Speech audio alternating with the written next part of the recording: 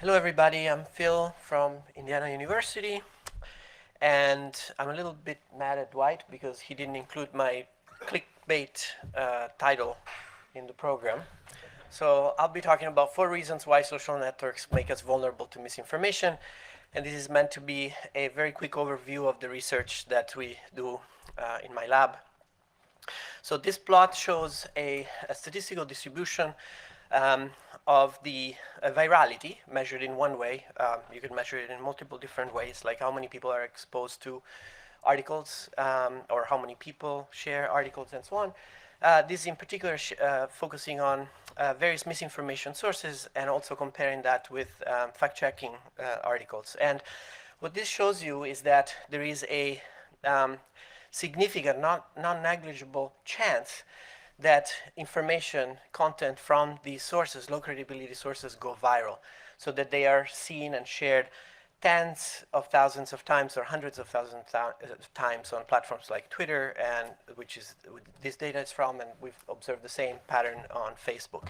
So what does this mean? So if you look at the tail of the distribution, that's where we find examples of viral pieces of misinformation. This is an example that I'm sure many of you have seen. It spread virally around the elections about spirit cooking. And what we look is at the network of diffusion of this misinformation. So that's what you see there in the picture. That's a diffusion network where the nodes are Twitter accounts. The links between these nodes represent that particular article being shared through retweeting, quoting, mentioning, or replying. And so you build these networks, and we study the structure of these networks and what it tells us about how information spreads. So what you can observe, for example, is that some nodes are very large, and those are the influential nodes that are retweeted many times in the context of, in this case, this particular piece of fake news. You also see that nodes are colored, and that's to show the role played by bots. So red nodes are the ones that are likely bots, and you can see several of them, especially on the periphery, sort of injecting this particular piece of misinformation. So I'll come back later to the role of bots, but that's one of the things that we want to study. I promised 4 reasons, 4 factors, so here it is. Number 4, competition for attention. So we build models. We do both. We study data and we also build models to interpret this data. And in these models, we try to reproduce in the computer, simulate systems that have some salient features of social media. So here you have nodes that post stuff, and then they can reshare some of the things that is posted by their friends. In one of them, we assume that the things that they share, think of them as articles, memes, whatever, they have a certain quality. You could think of it as trustworthiness, for example, but anything that would make a person prefer to share something of high quality over sharing something of low quality. That's what that equation says. The probability that you share something is proportional to its quality.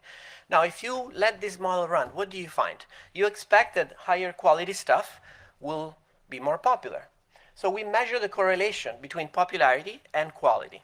And what we find in this model is that that correlation depends on some parameters, some factors in the model. So what that density plot shows you is that when attention is low, individual attention is low in the sense that people look at fewer things before they decide what to share, and or when information load is high, in that people generate a lot of stuff so that you can only see a small portion of what is posted.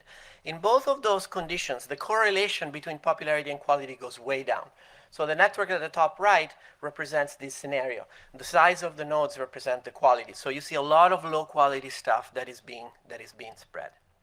So that shows that limited attention, the competition for limited attention of people in the presence of information overload is one of the factors that matters.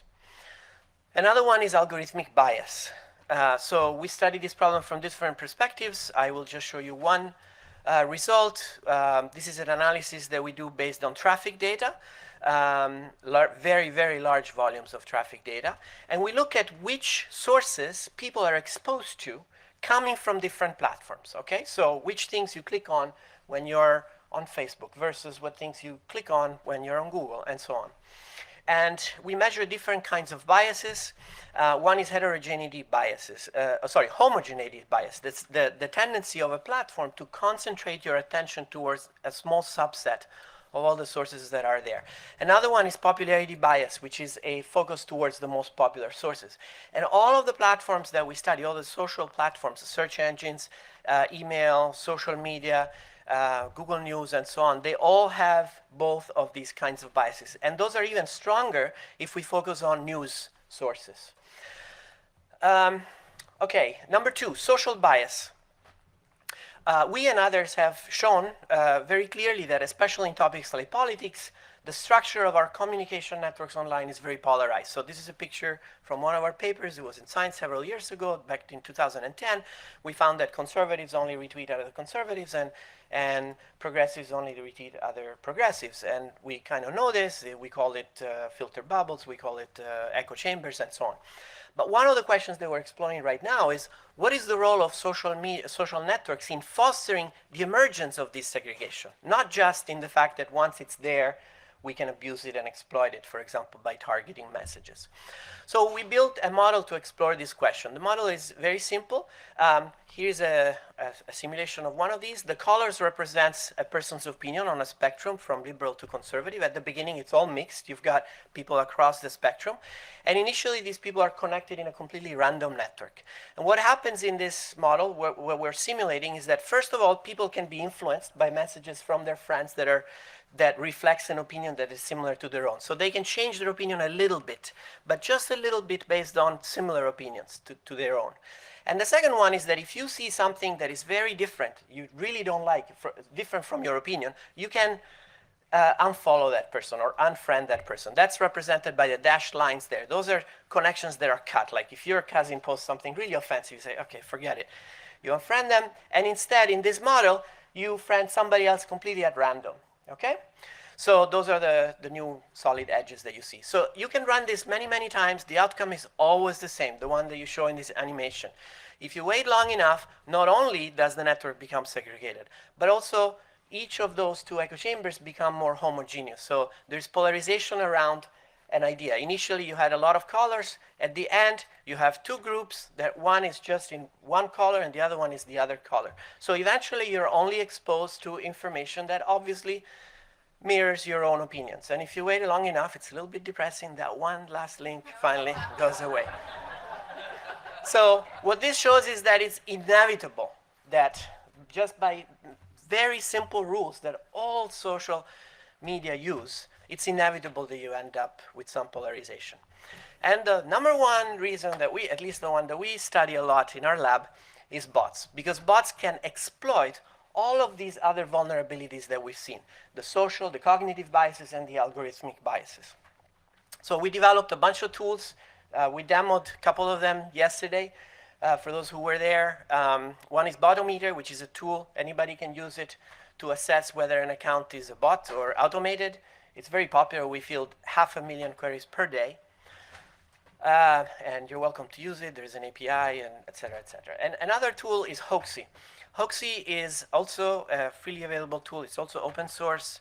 And it's a way to monitor and visualize the diffusion networks for news. We focus in particular on news from low credibility sources and from fact-checking sources, because we want to see how these compete. So here, for example, this is a network for one well-known, infamous piece of fake news. It was an article in InfoWars about the fact that 3 million illegal aliens voted for Clinton. And networks like this can tell us some interesting things. For example, you see the big nodes. You see who are the influential nodes. You see segregation between the communities. You see that the people who share the misinformation, which is the top part, the gray part of the network, really are not exposed to the fact-checking, which is the lower part, the yellow part. Those are the debunking articles from Snopes and PolitiFact. And you also see some abuse. So in the middle, it's very hard for you to see, but there is one pink node, which is a bot, that in a short sequence of time mentioned Donald Trump 19 times with a link to that particular article. And shortly thereafter, we know that Donald Trump said that he read an article about this and formed the infamous commission.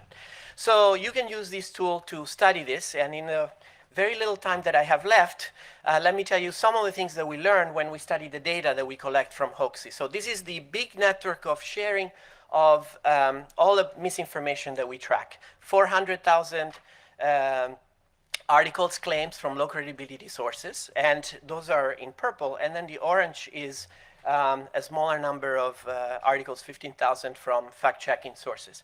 So as you move closer to the core of the misinformation network, you see that basically there's almost no sharing of fact-checking, with the exception of a couple things that you see there, links from PolitiFact. Actually, those are people who are attacking those sources and saying that they're biased and they shouldn't be believed. Or that they post a piece of fake news and then they have a link to Snopes or PolitiFact that actually says the opposite. But people, they count on the fact that people don't click on the link. And so they think that Snopes is actually supporting the piece of misinformation that they're sharing.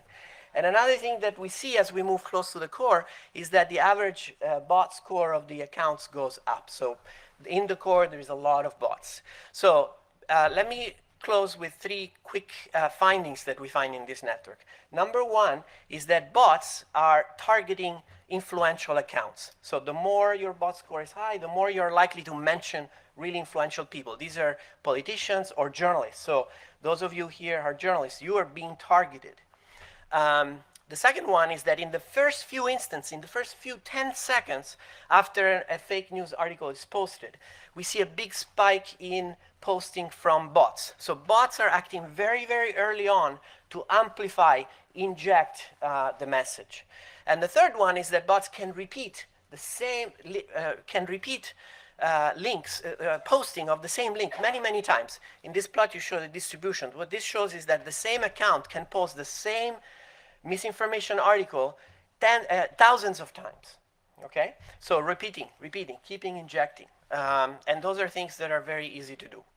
All right, and one worrisome thing is that we find, what this plot shows you, is that most of the retweeting is done by the humans. Okay, so that's what the projection chart at the top says. If you're retweeting, you're probably a human. You have a low bot score. But who are the humans retweeting? Okay, and that's the chart on the left. And it shows that humans are retweeting other humans, but they're also retweeting a lot of bots. So this means that there is impact, okay? Humans are resharing low credibility content from bots. Okay, I'm out of time. Thank you very much. I'm happy to tell you more about our research, and those are the great students in our lab who are doing all the work. Thanks.